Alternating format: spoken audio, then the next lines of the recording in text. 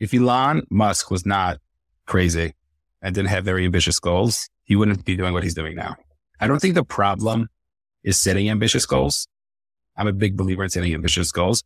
I think the problem is the expectation of what it takes to really get the ambitious goals. What ends up happening is we get very frustrated because if I told somebody over the next 10 years, can you be making $1 million? It sounds a lot less scary as opposed to saying, I need to make $1 million this year. Welcome to the Hired Hub podcast, your ultimate guide to mastering the complexities of remote work and pushing your career forward. Whether you're tuning in from the busy streets of Latin America or any corner of the globe, we're here to give you tools and insights to succeed in today's dynamic job market. I'm your host, Gaby Morales. And I am your co-host, Jess Torres. If you're a recent graduate eager to leave your mark or a seasoned pro looking to redirect your career, you can join us as we explore the endless possibilities of remote work and career growth. Get ready to unlock your full potential with the Hired Hub podcast.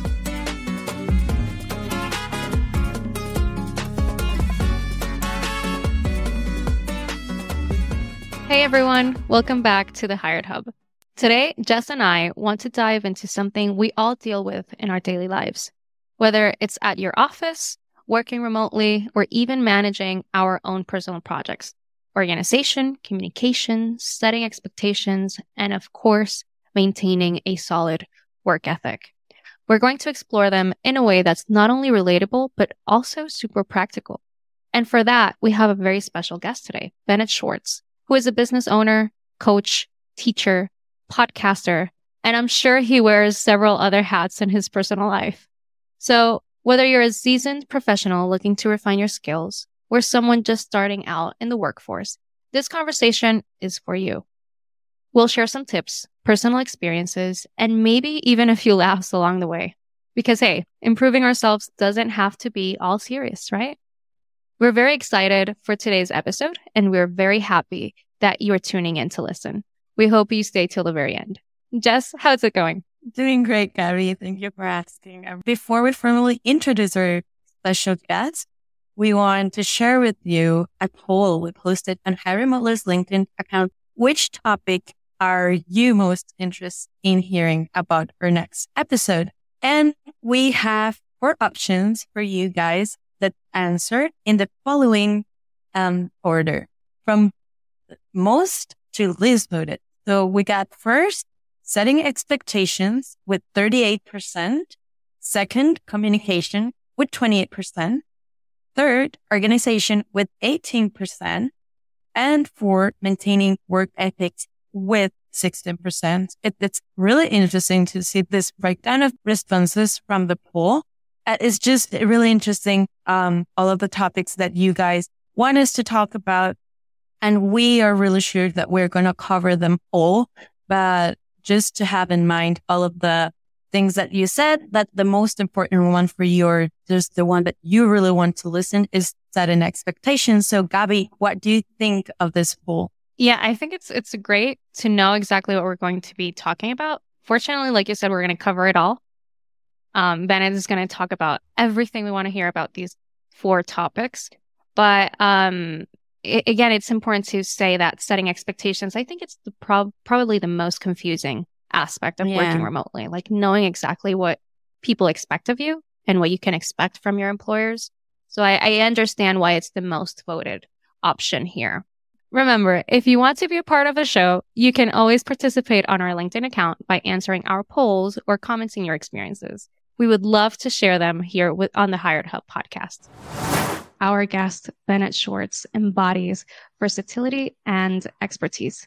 And for the cherry on top, he regularly shares content on YouTube and actually has his own podcast, which you can hear on Spotify, Apple, and any podcast platform, called Unlocking You, where he provides tips and tricks in order to live your very best life. He has more than 50 episodes till date, making him a little bit more seasoned than us in the podcast area, but no worries. We're not nervous. Welcome to our 8th episode, Bennett. How are you feeling today? Thank you so much for having me. I'm very excited to see what you guys are up to and try to see how I can add some anything to anybody who's trying to take their lives to the next level. Awesome. We're happy to have you here. And can you share with us a bit about your journey and how you transition from a career in education to real estate, investment, and executive coaching? Yeah, sure. So when I was trying to figure out what I wanted to be doing with my life, I had no idea. Like when I went through college, I didn't really know what I wanted to do. I know what I didn't want to do. So that was actually a nice help for just like some guidance in terms of my own personal life. And one of the things I kept leaning towards was the educational world. So I always had a hand in it, but it was more like part-time, I would say in the beginning. But then over time, I realized, you know what, try to make this into a career. Like I should try to do it. And I'm very grateful for my time in the formal educational world. In my last stint, I was the dean of students for 4 years at a high school, here in Philadelphia. And throughout my last 4 years, I started to pick up different things from different people. And I saw people who were in the field a little bit longer than me. And I saw that they always had something on the side. They were always doing something more just because, especially in the position that I was in as a dean, and I know I didn't want to become a principal, I was sort of maxed out in the terms of like the level that I wanted to grow to. And I mean, my salary was maxed out also. So I knew I needed to try to supplement, not necessarily for that time, but just to really set myself up if I wanted to be in this in the long term. And during that time, while I was in education, I started to invest in real estate on the side. I started to really just first educate myself. I listened to Bigger Pockets, which I highly recommend. It's also, they have a podcast. They have a lot of really cool free content. And I started to just get myself educated in the field. And then I started to find people in my community who were doing it. And then I ended up getting, that support and whatnot. And I had my ups and I had my downs, of course, within, any learning curve. But then again, I thought it was something that was going to be really, really beneficial. So I sort of kept the real estate on the side just because I knew like I wanted it to be there just in case anything happens and I don't have to rely on it. But then I also knew that it was going to be something I'd be very happy with, especially with real estate in 10, 20 years from now looking forward. So that's how I really got into real estate. It was sort of supplementary to my educational background and to what I was doing. But then towards the end of my last year of teaching formally, I actually I had another podcast that I was doing beforehand, trying to help people just figure out careers and whatnot. And I interviewed a coach. And when I spoke to him, his story really related to my story. And he also was in education for about 10 years and he tried to figure out what he was doing. And he was doing real estate and he was doing nursing homes. He was doing a bunch of different things. And then he found this thing called coaching. And on the interview, we spoke about it. And after the interview ended, we spoke for another hour and a half. And I was just asking question after question after question. And it was the first time I ever had that aha moment where everything in my life sort of lined up. All the uncertainty, all the experiences that I have were like, oh my gosh, like this thing called coaching really takes that all into account. So my educational background in terms of just being able to relate to people, trying to help people take them to the next level, especially because I didn't necessarily like being in front of the classroom. I just more like the one-on-one, really the personal growth side of it. And then when I thought, hey, I could take that to the professional world and I can become an entrepreneur, which I always had a bug to be, and I can start to make more money because there's no ceiling once you're an entrepreneur, I realized, hey, you know what? I really got to make this change. And if anything now, the younger I am, it's going to be the easiest just because my expenses are going to be the least as I continue going and hopefully have a bigger family and just more things going on. So I realized for myself that if I wanted to make that change, I needed to make it. And I had support. I hired my first coach to help train me and to start helping me on that journey of coaching. And then I've been doing that for the last couple of years. And, of course, the coaching journey itself had its twists and turns and trying to figure things out. But then again, like still in it. And over that course, I realized I really enjoy making content. So like you mentioned, Gaby, I have my podcast on my YouTube channel. I'm pretty active on social media in general. And really just trying to step it up just because I don't know where I'm going to end up in 5-10 years. But I know if I could have some type of, following or some type of presence on social media, I think that's only going to be able to help open up different doors and opportunities for me. Yeah, and at the end, it's a little bit of the same, but in different formats, so you can still reach the people that you want to reach, and you can still provide value to them. So that's amazing. At first, I read through all the things that you do, and it was like, wow, it's a lot of everything. But now that you explain it, it just makes sense. Like first teaching, and then you go through the coaching part, and then now you also help people not only if they reach out to you personally and you have these coaching sessions also, but you can also do it through your podcast and through YouTube. So it makes perfect sense. And Bennett, considering that you have really diverse professional background. What have been some of the most rewarding aspects of each role, and how do they intersect in your overall career journey? Sure. So it's funny because I have a board right in front of me that write all stuff on. And I wrote down my why. Like everybody, I'm a big believer in having a why. Like you're guiding light. And for me, my why is impact. And I think regardless of what part of my life that I was at, I want to try to have an impact. When I was in this, the formal schooling system, it was a little smaller just because I was only working with the students. But now that I sort of broke out of my shell and now I'm technically, I could be anywhere. It's really trying to have that impact to try to really help people take things to the next level. Because I'm a big believer that people sell themselves short, and there's a lot of motivation out there, and motivation is great for certain times. I actually have a whole video on why motivation is a lie, but that's a whole nother topic. But I really believe that we are capable of stepping it up if we just have the right expectations. And if we can start to set ourselves up in the proper way, then all of a sudden we can really start to become a better version of ourselves and really start to take things to the next level. So I would say that the common theme is really impact. So whether it's with the students that I've connected, or whether it's the clients that I worked with for months, or whether it's somebody I just had one call with, and then, you end up both crying on the call just because we had some type of breakthrough, that they've been stuck with for a couple of months or years. So that's what I would say is the biggest theme. Amazing. I want to ask you a little bit about that part of motivation, because you mentioned motivation there. I remember growing up, my mom always told me, and I'm sure she didn't invent this, she heard it from somewhere else, that motivation just gets you to start, but discipline really just takes you all the way.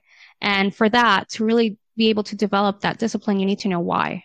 And I feel like that's why it's important, the impact that you consider, and really just the purpose of why we're doing everything that we do, so that when we have to apply that discipline, we can really understand why we're doing it. Bennett, you've mentioned that you do many things. And again, a lot of what you do is based on communication. You're communicating with your clients and communicating with your students. And overall, everything that you do, I'm sure that it's not a one-man show, that you need a lot of collaboration from other team members. I want to talk a little bit about clear communication. Like, in your experience, how do you ensure that your message gets across clearly with your students or clients, and even in the content you share on different platforms, especially when you're talking about complex concepts or feedback?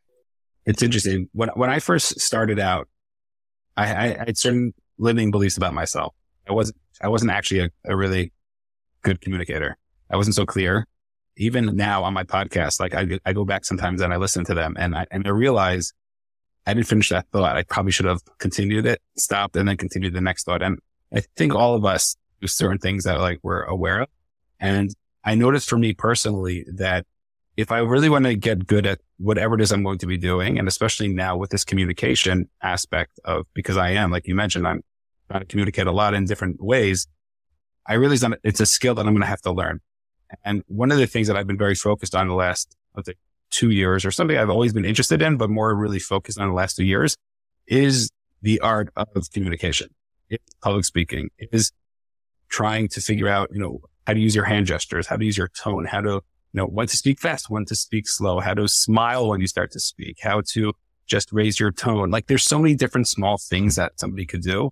I don't do this anymore. Maybe I should do it. I used to look up one vocabulary word before every podcast. I used to try to throw it in there just so myself, I could continue to just build my own vocabulary that I thought would be, wow. I'm going to write that one down so I can make sure I can do that again. But just because I thought I had a very low vocabulary, and I thought it wasn't, people want to hear something, that sounds amazing and so crisp and clear. And I think the more you do it, the more experience you get and the more comfortable you get in front of the camera. I remember when I was in high school, friends used to make videos, and I was never asked to be in the videos just because I couldn't communicate. I just didn't do the video thing. I actually asked one of my friends recently if he could find some old footage of me just being terrible, just because I want to see where I was and where I've gotten to. And it's interesting because so many times we think we're a certain way. And this is goes into a little bit of the belief system of, the growth versus the fixed mindset that Dr. Carol Dweck speaks about in her book, Mindset.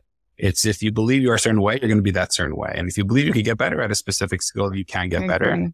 And the thing that's going to get you better is really just practice and experience. So the fact that And finally on social media, the fact I started my YouTube channel. And like, I only saw the edits that I had to go through to get to each specific episode just to get, 5 to 7 minutes of content, you'll be laughing. But at the same time, when I go live every day on LinkedIn. So the fact that like I do these things, they only just help me in order to just constantly get better. And I know if I could do this for 3 years, 5 years, 10 years, it doesn't make sense that it wouldn't just get better as long as I'm starting to be more conscious about what it is I'm trying to do. A lot of times it's just about starting. Again, like a lot of like the fear of starting something new is just not being able to do it correctly. And sometimes you just have to get out there and start things and not be perfect at it. You need to understand that you don't have to be perfect at it at the beginning. Like still, it happens to us that we're on our 8th episode, like I mentioned at the beginning. And first episodes were harder for us. They're getting better. But we can see the clear difference from the first episodes to this right now. So definitely like improvement, you see it, it's a curve. It's definitely not something that you can just prepare for beforehand and just try to ace it at the beginning. Like we have to let go of that fear. I just want to leave a phrase that I love, and it's done. It's better than perfect. Like we try to make everything so perfect, try to make everything that can seem like without flaw, and it's not going to happen. You're going to have mistakes. You're going to fall in the process, but that's about it. Like trying to make mistakes so that you can learn. Something that I think it's also very important in that communication process is active listening. I think that a lot of times we respond, like we listen to respond and not really to understand. And I feel like that's something that really helps along the process is just trying to listen to the other part, because that way you can modify the message that you're giving to the understanding of the other person. And actually, I feel like that's something that helps a lot. For sure. I would add on that. I think that's 80% of coaching, because so many times the basic idea of coaching is that we're not supposed to give you answers. We're supposed to ask you questions. Like we have the answers inside of us, or you go on YouTube and find out what the answers are. So the basic idea is to really bring it out of the person. And a good coach is somebody who can ask really good questions. And the better the question are, the more you can pull it out. And the most powerful thing a coach can do is to let a person just sit in the silence and just have their minds just go. I remember for me, when I had my coaches, some of the most powerful, like eye openers that I went through were something happened. I said something, they said something, and all of a sudden there's just silence. And my mind is just going a million miles per minute, just trying to catch up. Like, oh my gosh, what is this new breakthrough, this idea that I had? And for a coach, you have to like learn how to bite your tongue, because sometimes it gets like uncomfortable with that silence, but understanding that silence is the beauty in terms of like where magic really happens. And I think if you could be a good listener and not just hear what they're saying on the surface level, but really what's going on behind the scenes, then all of a sudden it's a totally different beast that you're playing with, because then you're getting to the real core of what's going on as opposed to what's just happening on the surface level. How do you differentiate when it's like a good silence and when it's an awkward kind of silence? Like how do you know that? Yeah, I think you just get used to it. I mean, I think only once it happened to me where someone was like, are you still there? And it was like, oh yeah, I'm sorry. I just like played it off as nothing, like everything was cool. But the other times, like I think the rule of thumb, and I think they say this in sales also, is like, you don't want to be the first to speak. So let them speak. Because if they don't think it's awkward, like they're going to stay in the silence because they're the one who's thinking about something. But if they do think it's uncomfortable or awkward, they're like, is everything okay? Or they'll say something, you know what I mean? So, but I think at the end of the day, like I think you have to have some of those encounters for it to happen, but it can be something that I think could be really powerful. We're just like going back to the experience thing. Now that we've talked about communicating clearly and just staying organized in general, how do we make sure that we're hitting our targets and, like people that we know that people can count on us and that we're getting what they need and what they want from us? Sure. So I think number one is we have to get real clear. I think one of the things that I speak to people about, like if I'll have like a call with them, sometimes I offer these like 20-minute free calls with people just to help them out a little bit, is really just getting that clarity. And people don't have that clarity, whether they're focusing on their own personal goals or whether they're in a company. And if sometimes it can be their boss's fault, but at the end of the day, like we can't if we get fired because we didn't do the work, that's on us, that's not our boss. And what we have to do is we have to try to communicate with our boss in terms of like, what it is that we need to get done? What is it we can do? And I think there are ways you could do it. I'm a big fan. And if anybody is looking else to start a podcast, is to ask open-ended questions.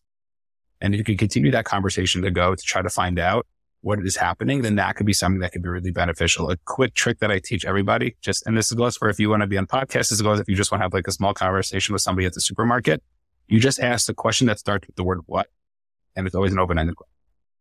So it's like a really good trick. Start a question with the word what, and then it continues the conversation.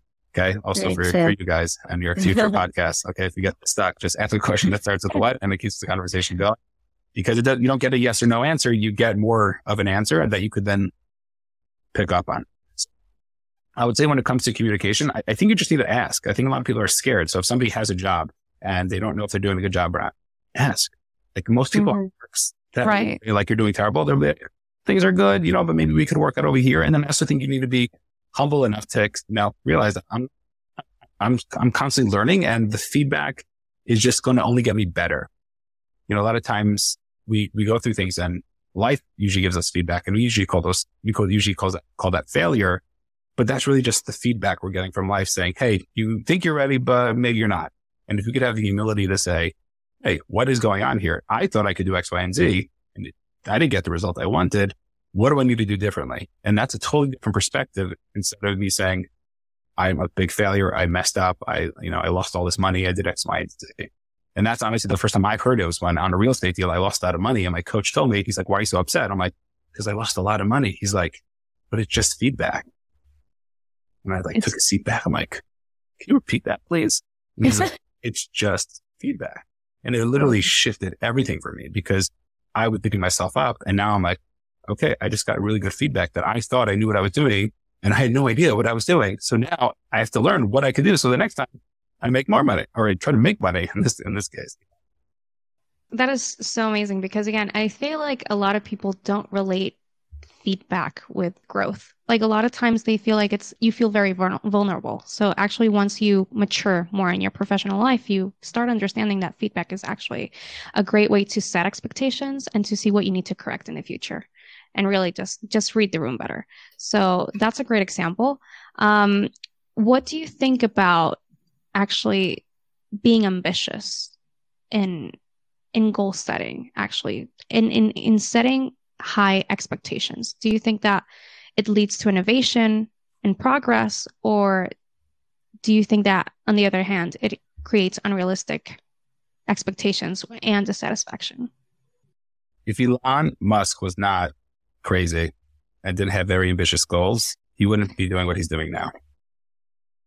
And the amount of people who probably told him, you're nuts, you probably shouldn't be doing this.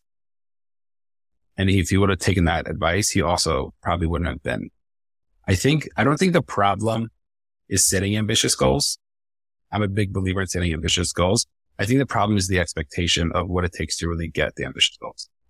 And because we have the wrong expectations, what ends up happening is we get very frustrated. Because if I told somebody, over the next 10 years, can you be making $1 million? It sounds a lot less scary as opposed to saying, I need to make $1 million this year. Yeah, definitely. And because we set the wrong expectation of how difficult things are, and difficult isn't bad. Like people get thrown off, oh, it's hard. Okay. So what? That's fine. Having kids is hard. Being married is hard. Being alive is hard. You know what I'm saying? It's going to be hard one way or the other. The question is, as Jim Rohn, who I love quoting, says, it's going to weigh, it's an ounce of pain or an ounce of discipline, right? It's going to be difficult. And that's okay. And we just have to set the proper expectations, because if I know that I want to get into entrepreneurship and my first business is not going to take off, it's going to take me 10 businesses for it to finally make it. It's really just being able to constantly get the feedback, learn, being innovative, and constantly moving forward. I think if we can set that up, I'm a big believer in setting the proper expectations. And then I read a book, Happiness is a Serious Problem, by Dennis Prager. And he also talks about that idea. But expectations is what really gets people upset, or really upset. And do you have any example of the cases that you've been working on that you can provide us, like that you have been coaching and that you said, no, this person was ambitious and it worked or something like that? Yeah, sure. I have a perfect example of this. I had a client of mine who was working at a warehouse. So he managed the warehouse and he owned like 2 or 3 rental properties, small things, it wasn't so much. And he came to me, he's like, Bennett, I want to go into real estate full time. I have this job and I need to transition into it. I want to quit my job in the next couple of months and I want to make $15 million this year. And I want to own $15 million of real estate this year. I told him, I'm thinking to myself, I'm like, dude, you're nuts. I'm like, do you have like a rich father who can buy you properties? Or do you have a rich uncle or somebody you can help? He's like, no. I'm like, do you have access to the money? He's like, no. I'm like, so like, what do you bring to the table that can allow you to like own $15 million of real estate?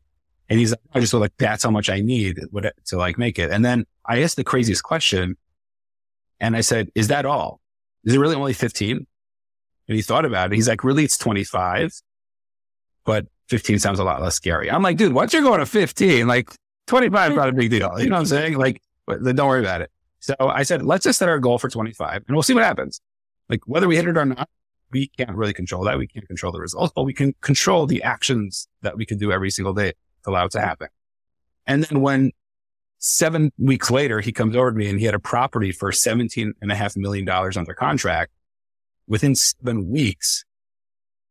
Like to me, that was such an eye opener to be like, if you would have only settled for 15, which is also bonkers, like he would not have had that property under contract because he wouldn't even looked at it. It was too much. But he was trying to figure out what it is that he could do. And it's not about our resources, as Tony Robbins famously says, it's about how resourceful we can get. So he had a friend who was in a bank who knew another banker who had these like creative ways to like make deals happen. And he was going to get a property manager and he was going to do all these different things that he was working on that allowed him to do. But if he would have just sold himself short, even though most of us would be very happy with that. But for him, that was selling himself short. And that's who he has to compare himself to. It doesn't matter if somebody else wanted $1 million in real estate. He wanted 50, he wanted 25, like he wanted 25. That's it. And because of that, he was able to get within 7 weeks a $17.5 million property under contract. Well, it's just amazing. And it's really nice to see all of these examples and happy to hear all the things that people have been through that we can learn from. To wrap up a little bit this conversation, let's talk a bit about work ethic in today's world. And ethics, it's a change concept that has appropriate and professional 20 years ago may have changed since then. Particularly now in the remote environment, there's a constant conversation about availability and connectivity. So my question is the expectation of constant availability and connectivity through technology contributing to a decline in work ethic and concentration? I think it takes away from our quality of life, which then takes away from our quality of work. One of the things I try doing is I try turning when I'm with my family is like I put my phone in a drawer. I used to have a box, I used to keep it in, but I don't know where the box went, but I put it in the drawer now. And I know for me that I'm constantly wanting to go back to my phone and see if I got a text or if I got an email that I'm waiting for or something like that. And I have this drive to go get it. And how am I supposed to be with my family? I'm constantly like being drawn to my phone. And it's something that I can't wait for the day that I get 2 phones. One phone I only keep in my office and the other phone I have just my wife's number in and I can just take that with me. And like, that's like the day that I'm looking forward to. And I think nowadays, it's not black and white, of course, but there's so much benefit to having the availability to do as much as we can and to be as connected as possible. But at the same time, I think we also need to set ourselves up properly to have the life that we want. Because you hear all these stories of people who made it financially, let's talk about, and then all of a sudden the rest of their life is a wreck, or the relationships that they used to have are not anymore. And I think for people just starting out, that scares them a little for some people, I would say. And they don't want to, sometimes they self-sabotage themselves to become successful because they don't want to turn into that. Because family really matters to them. Their religion really matters to them. Their personal stuff, their hobbies really matter to them. And they're scared. And I think that's a belief that it's not all or nothing. And I just think we need to properly understand ourselves and know ourselves and set ourselves the right boundaries. And I think if we could do that, then I really think we could have the best of both worlds and really be able to connect the way we want to connect when we want to connect. Have the trust in ourselves that even if we're not on 24/7, we'll succeed and we'll be able to continue to be successful, even if it takes a little bit longer. But like, I think that they'll be okay. And then we'll also be able to live the lives that we want to live, that I think is the main goal that we're all trying to do here, and have that impact that we're all trying to make.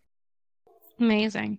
Yeah, I feel like exactly that question really revolves around how does technology and connectivity affect how we present ourselves as professionals today? And again, it's not just about, and that is a very important part of it. I don't want to take that out, which is a big part of it is really staying connected on the phone and really not being helpful to concentrate on what you need to do and what the goals that you want to achieve and really the time that you want to dedicate to your life outside of work.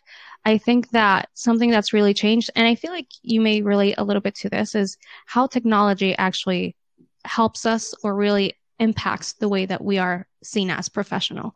Like you say it like you are on YouTube and you have your podcast, because it also helps you create like a brand awareness around what you do and how you do it. So I think that's what we wanted to like talk a little bit further on. Do you think that it's different now than it was maybe 20 years ago when we were talking about coaching maybe? Or do you think it's a little bit more of the same? It's sure different, just because I think people are so much more connected. You know, like when I was in high school, I didn't have a smartphone. I don't know if that means I'm really old or not, but like, you know, saying like I still had a phone, which is a big deal, I thought, but I didn't have like a smartphone, or I didn't have, you know, I don't even think I had like a laptop, you know what I'm saying? Like, so like all these things that we take for granted right now, I think it for sure changed. And then I think depending on how you use it, I think everything, with great power comes great responsibility. So as Uncle Ben said to Spider-Man. So, you know, we all have the availability to take advantage of it or to abuse it. And I think if you ask somebody if they're happy or not, the answer is probably they're abusing something that they shouldn't be. So, you know, what is it? Use to yourself, because it's life at the end of the day. Nobody else cares, and you got to figure it out for yourself. Yeah, absolutely. Bennett, I wish we could keep talking, but unfortunately we've reached the end. We want to thank you for joining us today. We hope that you've had a great time, and we wish to have you back soon. We know that you have many things. Is there anything that you'd like to say before we finish our episode, like to promote or anything specific? Feel free to follow me on social media. YouTube is my go-to these days. So feel free to head over to YouTube if you like this type of content. I try to make it very practical and try to give some just advice that I wish I would have had a couple of years ago. So if you are interested in any of the stuff that we spoke about today, feel free to take a look over there. If you have any ideas for me, it's a great content, feel free to let me know. I'm always listening to what everybody else is saying, and feel free to reach out. Happy to chat if I could help. Awesome. Thank you, Bennett. Guys, thank you for listening. We invite you to listen to our next episode of The Hired Hub. Thank you for sticking to the end. We'll see you next time. Remember, this is Gaby Morales. And this is Jess Torres. Please remember to follow us on social media as Hire Remotely and our website as thehiredhub.com. Take care, everyone. Bye-bye.